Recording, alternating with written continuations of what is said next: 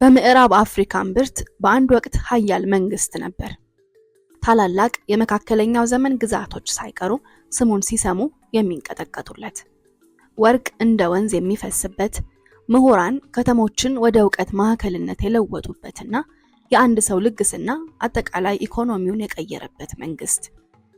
ነገር ግን ከብዙ ዓመታት በኋላ ይህ አገዛዝ ጠፋ። ዋና ከተማውም ጠፋች። ነገስታቱ ተረሱ። ቀደም ሲል የነበረው ኃይሉ ደግሞ በአሸዋ ስር የተቀበረ ፍርስራሽ ሆኖ ቀረ። ይህ የመጨረሻው የማሊ ግዛት መነሳትና ሚስጥራዊ ውድቀት ነው። ከማሊ በፊት ሁከት ነበር። ምዕራብ አፍሪካ በትንንሽ ተፎካካሪ ጎሳዎች፣ ወንበዴዎችና የወርቅ መስመሮችን ለመቆጣጠር በሚዋጉ የበረሃ ነጋዴዎች መካከል ተከፋፍላ ነበር። ከነዚህ ቀደምት መንግስታት መካከል የጋና ግዛት ትገኝ ነበር። ኃያል ነገር ግን ቀስ በቀስ እየፈረሰች ያለች። ጋና በፈራረሰች ጊዜ ህዝቧ ተበተነ። ከዚህ ድብልቅልቅ ሁኔታ ውስጥ ግን አንድ መሪ ተነሳ፣ በክብር ሳይሆን በአሳዛኝ ሁኔታ። ስሙ ሱንዳታ ኬይታ ይባል ነበር። መራመድ የማይችልና ዘወትር በኩዮቹ የሚቀለድበት ልጅ። አፈታሪክ እንደሚለው ሱንዳታ የተወለደው ትንቢት በተነገረበት ጊዜ ነበር። ትንቢቱ በዛ ወቅት የሚወለድ አንድ ልጅ የተከፋፈሉ መንግስታትን አንድ እንደሚያደርግና ሰላም እንደሚፈጥር የሚናገር ነበር። ነገር ግን በልጅነቱ መቆም አልቻለም። ጠላቶቹ ሳቁበት፣ ቤተሰቡም ተገፋ። ከዚያም ግን በራሱ አነሳሽነትና በታላቅ ቁርጠኝነት ወጣቱ ሱንዳታ ራሱን ጎትቶ አነሳ። እናም በጽናት ቆመ። ሱንዳታ ኬይታ ነገዶችን አንድ አደረገ፣ ጨካኞችን አስወገደ።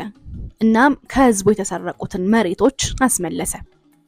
እንደ አውሮፓውያን አቆጣጠር በ1235 ሱንዳታ ኬይታ የካሪናን ጦርነት አሸነፈ። ይህም ጦርነት በአሸናፊነት መወጣቱ ለማሊ መወለድ ምክንያት ሆነ። አዲሲቷ ማሊ በሚገርም ፍጥነት አደገች። ለምን? በሁለት ምክንያቶች፣ በወርቅና በእውቀት። የምዕራብ አፍሪካዋ ማሊ በወርቅ የበለጸገች ነበረች።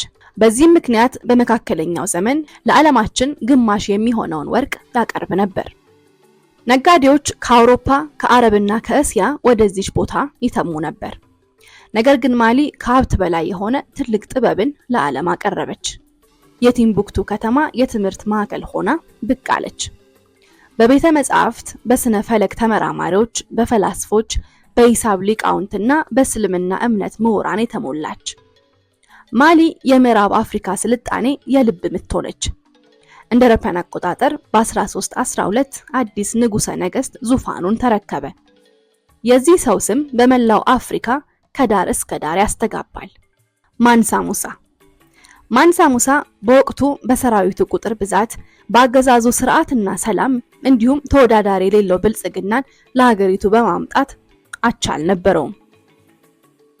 ሙሳ በመካከለኛው ዘመን በአፍሪካ ከነበሩ ኃያላንና ባለጸጋ ስልጣኔዎች መካከል አንዱ የነበረውን የማሊ ግዛት ገዢ ነበር። ግዛቱ ሰፊ የወርቅ ማዕድናትን፣ ጠንካራ የንግድ መስመሮችንና እንደ ቲምቡክቱና ጋዎ ያሉ ታላላቅ ከተሞችን ይቆጣጠር ነበር። ማንሳ ሙሳ ከባለጠግነቱ ጎን ለጎን ጥብቅ ሃይማኖተኛም ነበር። እናም በእስልምና ሃይማኖት ውስጥ ካሉት አስፈላጊ ተግባራት አንዱን ወደ መካ የሚደረገውን ሐጅ የመፈጸም ግዴታ እንዳለበት ያምን ነበር። ግን ሙሳ ጉዞ ብቻ አላሰናዳም። ይልቁንም ታላቅ ድግስ ወይም ትዕይንት አዘጋጀ። ታሪክ ጸሐፊዎች እንደሚሉት ከ60 ሺህ በላይ የሚሆኑ ሰዎች በጉዞው ተሳትፈው ነበር። ወታደሮች፣ ባለስልጣናት፣ አገልጋዮች እንዲሁም ምሁራን እዚህ ቡድን ውስጥ ይገኙ ነበር። እያንዳንዳቸው በመቶዎች ፓውንድ የሚቆጠር ንጹህ ወርቅ የተሸከሙ፣ በመቶዎች የሚቆጠሩ ግመሎችና በወርቃማ ኮርቻዎች ያጌጡ ፈረሶች፣ ከወፍራም ጨርቆች የተሰሩ ድንኳኖች እንዲሁም በርካታ ሕዝብን ለመመገብ የሚያስችል የምግብ አቅርቦት ታጥቆ ነበር። ይህ ጉዞ ብቻ አልነበረም። የማሊ ግዛት በምድር ላይ ካሉ ታላላቅ ኃያላን ሀገራት መካከል አንዷ መሆኗን የሚናገር አዋጅ ነበር። ተጓዥ ቡድኑ በሙቀቱ የሚያነደውን ሰሃራ በረሃን ተሻገረ። ይህ ቦታ በምድር ላይ ካሉት አስቸጋሪ ቦታዎች አንዱ ነው። ቀን ቀን እጅግ ከባድ ሙቀት፣ በምሽት ደግሞ ከባድ ቅዝቃዜ ያለበት።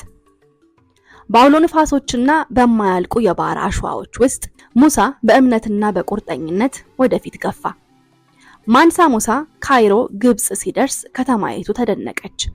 የሀብቱ ዝና አስቀድሞ ደርሶ ነበርና ዝና የተንሰራፋው የአፍሪካን ንጉስ ለማየት ብቻ ህዝቡ ወደ ጎዳና ወጣ። ሙሳም በአደባባይ ለወጣው ህዝብ ወርቅን በልግስና አከፋፈለ። ለድሆች፣ ለባለስልጣናት፣ ለነጋዴዎች እንደ ልብ አደለ። ይህን ተከትሎ የወርቅ ዋጋ ወረደ። የሙሳ ልግስና በመካከለኛው ምስራቅ ታሪክ ውስጥ ከታዩት ታላላቅ የዋጋ ግሽበትን ካስከተሉ ክስተቶች አንዱ ሆነ። እስቲ ያስቡት፣ አንድ ተጓዥ በከተማ ውስጥ ሲያልፍና አጠቃላይ ኢኮኖሚው ሲቀየር። የጊዜው የግብጽ ሱልጣን ሳይቀር በሙሳ ኃይልና ሀብት ተደንቆም ግራ ተጋብቶም ነበር። ከካይሮ በኋላ ማንሳ ሙሳ በረሃውን አቋርጦ ጉዞውን ቀጠለ። ግዙፉ ቡድን ወደ መካ ወደ ተቀደሰው መዳረሻው ተጓዘ። በመካ ሙሳ እያንዳንዱን የሐጅ ስርዓት በትህትና ፈጸመ። ልግስናውንም ቀጠለ።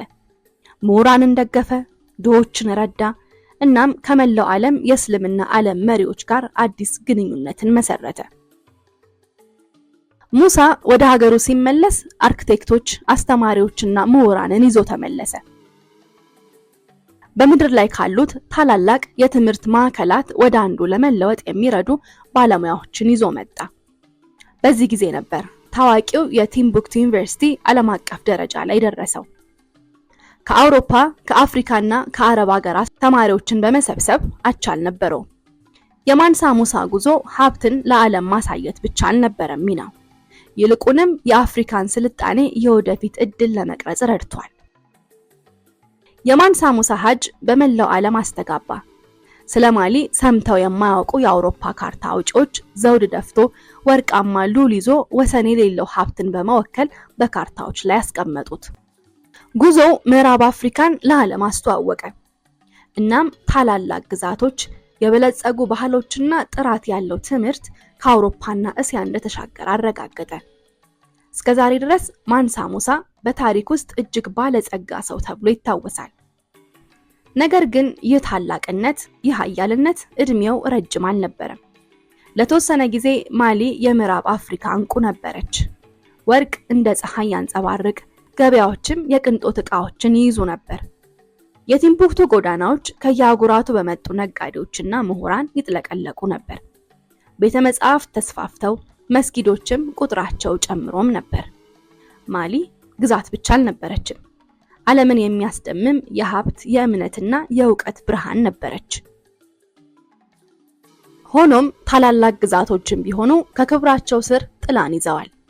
የማሊ ጥንካሬ የተመሰረተው በገዢዎቿ ጥበብና ስልጣን፣ በህዝቦቿ ታማኝነትና በንግድ መስመሮቿ ፍሰት ላይ ነበር። እናም የአመራር መዋዠቅ ሲጀምር ስንጥቆች ቀስ በቀስ ታዩ። ውስጣዊ ሽኩቻዎች ተባባሱ። የንግድ መስመሮች ተቀየሩ።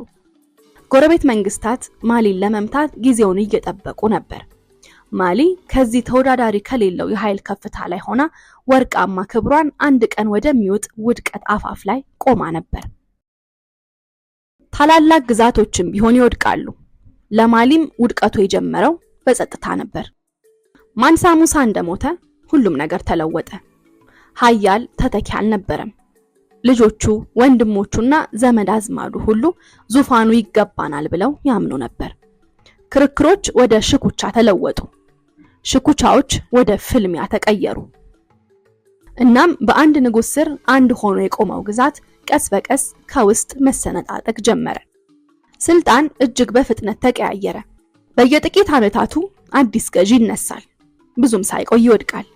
ማሊን ታላቅ ያደረጋት መረጋጋት በቀላሉ ጠፋ። በአንድ ወቅት ወርቅና ጨው በሳራ አቋርጠው ያጓጉዙ የነበሩት የንግድ መስመሮች መለወጥ ጀመሩ። ተሳቢዎች አዳዲስ መንገዶችን መረጡ። ነጋዴዎች የድሮ ገበያዎችን ተዉ። እናም በአንድ ወቅት በሀብት የተጥለቀለቁት ከተሞች ጸጥ አሉ። ከዛም በአገሪቱ ዝምታ ተተካ። ግዛቱም ሲዳከም ጠላቶች ገቡ። የቱዋሬግ ወራሪዎች ከሰሜን በመምጣት ቲምቡክቱን ያዙ። የሞሲ መንግስታት ከደቡብ ሆነው ጫና አደረጉ። የውጪ ሰራዊቶችም አጋጣሚውን አዩ፣ እናም ተጠቀሙበት። ሆኖም ትልቁ አደጋ የመጣው ከባዕዳን ሳይሆን ከማሊ እምብርት ነበር።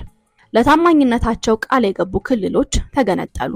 የአካባቢው መሪዎች ግብር ለመላክ ፈቃደኛ አልሆኑም። ሀያላን አውራጃዎች ነፃነታቸውን አወጁ። ቀስ በቀስ ማሊ እየተበታተነች ነበር። ከዛም ተፈጥሮ ውድቀቱን አፋጠነች። ሳራ ወደ ደቡብ ተንቀሳቀሰ። የአሸዋ አውሎ ንፋሶች መንደሮችን ቀበሩ። የእርሻ ቦታዎች ደረቅ መሬት ሆኑ። በረሃው በአንድ ወቅት ግዛቱን ይመግብ የነበረውን መሬት መልሶ ወሰደ። ከተሞች ተተዉ። ምሁራንና ነጋዴዎች ሰላም ወዳለባቸው ቦታዎች ተበተኑ። እናም በአንድ ወቅት ታላቅ የነበረው የማሊ ግዛት በቀስታ ወደ ፍርስራሽነት ተቀየረ። ከሁሉ የላቀው ሚስጥር ግን ራሷ ዋና ከተማዋ ናት። ኒያኒ፣ የግዛቱ የልብ ምት። በቤተ መንግስቶች፣ በምሁራን፣ በወርቅ ገበያዎችና በንጉሳዊ ፍርድ ቤቶች የተሞላች ከተማ ዛሬ ጠፍታለች። አርኪኦሎጂስቶች ለ10 ዓመታት ፈለጉ። አንዳንዶች ፍርስራሾችን እንዳገኙ ይናገራሉ። ሌሎች ደግሞ እውነተኛዋ ኒያኒ ባልተነካ መሬት ስር ጠልቃ እንደተቀበረች ያምናሉ።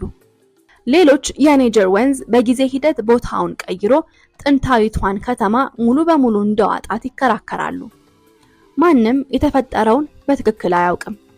ትክክለኛ ቦታዋ አሁንም ድረስ ከአፍሪካ ታላላቅ ታሪካዊ ሚስጥሮች አንዱ ነው። የጠፋችው ከተማ ለመገኘት እየጠበቀች ነው። ግዛት ወድቆ ቢሆንም ቅርሷ ግን አልጠፋም። ማሊ እስካሁንም ድረስ በዓለም የምትታወስባትን የራሷን መንገድ ቀርጻለች። የአፍሪካን ንግድ ቀይራለች። በዓለም አቀፍ ኢኮኖሚ ላይ ተጽዕኖ አሳድራለች። ዕውቀት በድንበር አቋርጦ በነፃ የሚንቀሳቀስበት የእስልምና ምሁርነት ማዕከል ሆናለች። ዓለም ካርታዎቹን የሚስልበትን መንገድም ቀይራለች። እስካሁን ድረስ በመላው ምዕራብ አፍሪካ የሚቀጥሉ ታሪኮችን፣ አፈ ታሪኮችንና ወጎችንም አነሳስታለች። ግዛቶች ይነሳሉ፣ ግዛቶች ይወድቃሉ። ነገር ግን ቅርስ ሁሌም በሕይወት ይኖራል እና ምናልባትም በምዕራብ አፍሪካ አሸዋ ስር የማሊ ድምጾች አሁንም ሊሰሙ እየጠበቁ ነው። ተመልካቾቻችን ዛሬ ስለ ማሊ ያነሳንላችሁ ታሪክ ይሄንን ይመስል ነበር። ከወደዳችሁት ላይክ፣ ሼር፣ ኮሜንት ማድረግ አትርሱ። የዚህ ፋሚሊ አባል ለመሆን ደግሞ ሰብስክራይብ ማድረግ አትርሱ። በቀጣይ በሌላ ቆንጆ ታሪክ እንመለሳለን። እስከዛው ሰላም ቆዩ።